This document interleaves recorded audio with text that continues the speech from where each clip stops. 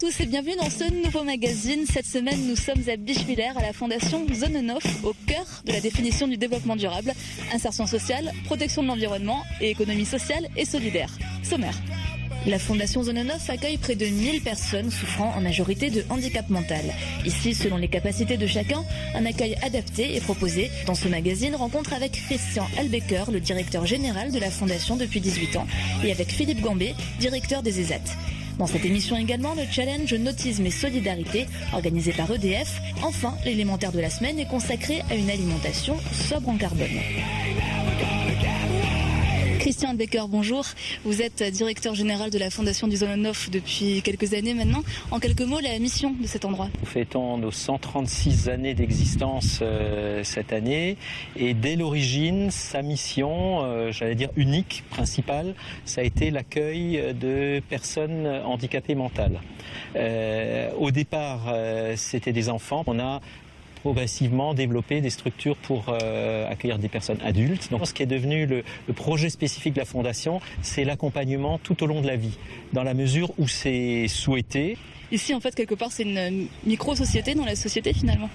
Quelque part, c'est effectivement un village que nous voulons ouvert. Effectivement, des personnes qui vivent ici, donc il y a bien des maisons où les gens ont leur lieu de vie, leur chambre, leur domicile.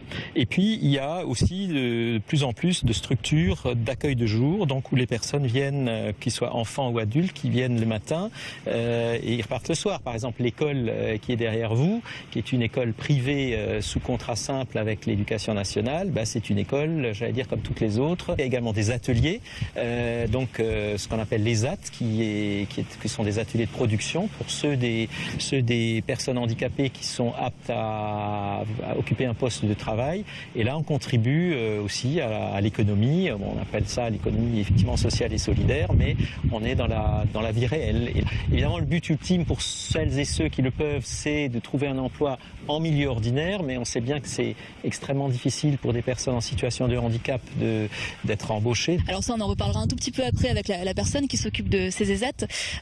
Cette émission parle de développement durable. Donc, dans le développement durable, on a environnement, on a insertion sociale, on a économie sociale et solidaire. On le voit ici, un petit peu toutes ces thématiques qui sont développées. Vous travaillez particulièrement donc à ce développement de l'humain, à ce développement de la planète aussi.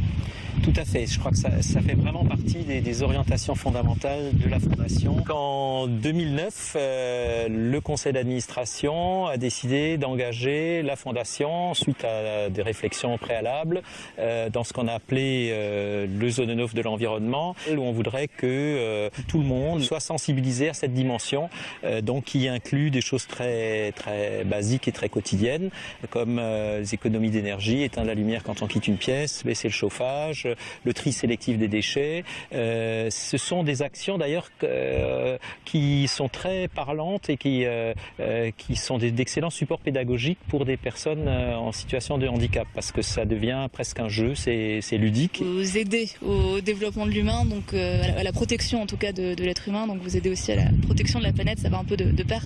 On parle beaucoup de la biodiversité, la pérennité de la vie est liée à la diversité du milieu naturel. Moi je dirais aussi la pérennité de l'humanité, on pourrait peut-être parler d'humano-diversité. Plus on est divers, le mot est pas très joli, mais plus on est divers, nous sommes des bien portants, des petits, des grands, des personnes âgées, des personnes jeunes, des personnes handicapées, des personnes non handicapées. Et c'est grâce à toute cette richesse que l'humanité vit mieux, j'en suis persuadé. Les personnes âgées, les personnes en situation de handicap ils sont souvent définis comme une charge, il y a une prise en charge, ça coûte, mais c'est aussi un apport pour plus d'humanité, un vivre ensemble de meilleure qualité. Merci beaucoup. On va continuer dans quelques instants la visite du Zone 9, notamment par un des ateliers dont on parlait juste avant, un des ESAT. Et tout de suite, on reste dans la thématique d'insertion dans la société des personnes handicapées. Ici, on parle de sport et plutôt de handicap moteur. C'est le challenge Nautisme et Solidarité. Pour la 7e fois, EDF organisait le challenge Nautisme et Solidarité annuel au profit d'associations alsaciennes luttant contre l'exclusion physique et sociale. Au programme, des duels chronométrés en aviron et en rameur en salle, courses de canoë et handi-bike. 6 équipes composées de personnes en situation de handicap et de valides se sont affrontées, permettant ainsi de remettre un chèque aux associations alsaciennes mises à l'honneur. Un moyen convivial de sensibiliser le plus grand nombre à la pratique d'activités sportives et de donner accès au sport à des jeunes en situation de handicap. Le sport, une activité physique, oui, mais pas que. Le sport m'a apporté une intégration pleine dans la vie sociale, parce que quand j'étais jeune, j'étais pas du tout comme ça. J'étais vraiment quelqu'un de très renfermé sur moi-même. Ça m'a permis de m'ouvrir à la société. Depuis très peu de temps, à prendre du recul aussi sur ma carrière, sur plein de choses, et à permettre de regarder aussi mes difficultés. S'ouvrir au sport, mais aussi travailler sa motricité et surtout mieux s'intégrer dans la société. Un aspect qui n'échappe pas à une ancienne athlète en situation de handicap. Eh bien, c'est important pour l'image, mais c'est aussi important pour les jeunes qui, eux, grâce à cette journée, pour certains, vont découvrir qu'ils peuvent, avec des amis valides, avoir un esprit d'équipe, qu'ils font partie d'une équipe, qu'ils sont un chaînon de l'équipe. Et je pense que ça, c'est très important. Parmi les autres parrains de l'événement, un grand sportif tout juste médaillé à Londres cet été, pour qui les progrès techniques ne sont pas négligeables. Les fauteuils roulants d'aujourd'hui sont des fauteuils roulants très mobiles. Donc il y a énormément de facilité pour pouvoir pratiquer une activité sportive de nos jours. On s'intègre bien plus facilement dans la société lorsqu'on est sportif, parce que ça nous ouvre des portes, on côtoie différentes personnes. La solidarité et le dépassement de soi étaient les mots d'ordre de cette journée, pour le plus grand plaisir des associations présentes. Avec entre autres J'aime le sport, qui propose de nombreuses activités telles que le foot-fauteuil, l'escrime et même le handi-karaté. Les 2 autres associations partenaires étaient les Toits du Cœur de Mulhouse et l'association régionale d'équitation thérapeutique d'Alsace.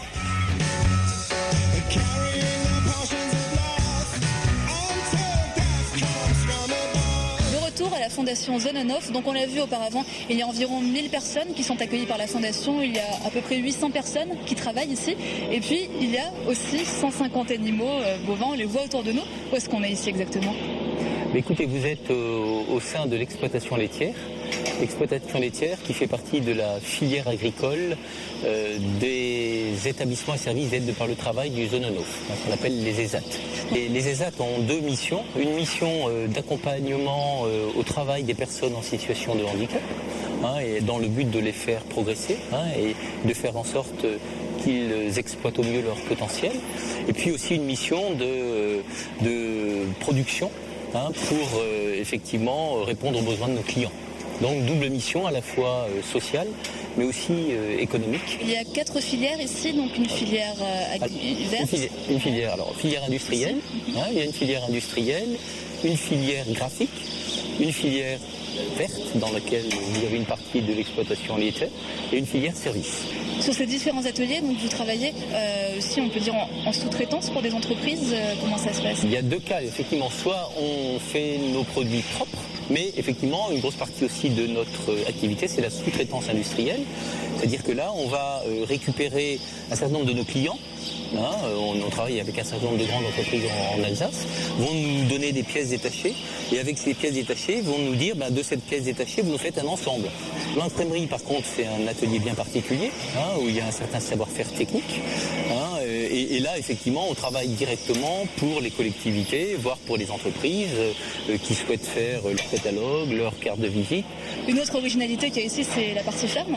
Oui, tout à fait. Alors, c'est l'exploitation agricole. Une partie, c'est l'exploitation laitière.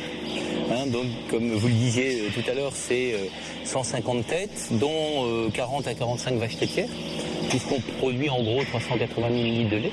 Mais on est à côté de ça, 120 hectares de cultures agricoles, fourragères, céréalières. On fait du maraîchage aussi.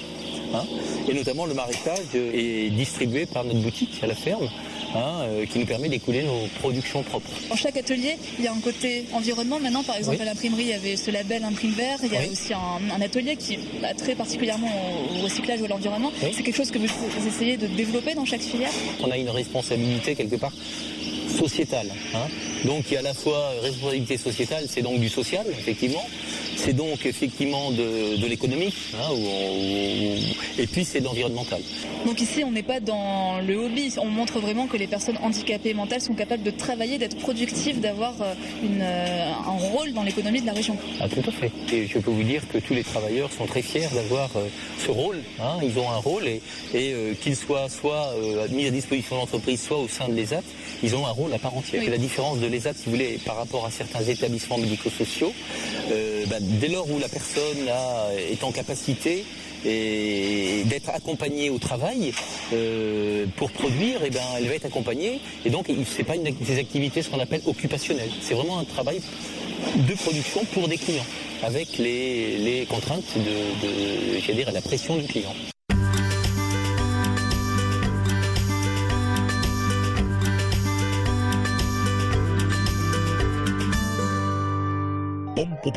Manger sans sel, sans sucre, sans gras, ok. Mais manger sans carbone... Bon, je vous arrête tout de suite, il ne s'agit pas ici de se faire du bien au corps, quoique cela peut être une heureuse conséquence, mais de bien manger pour faire du bien à la planète.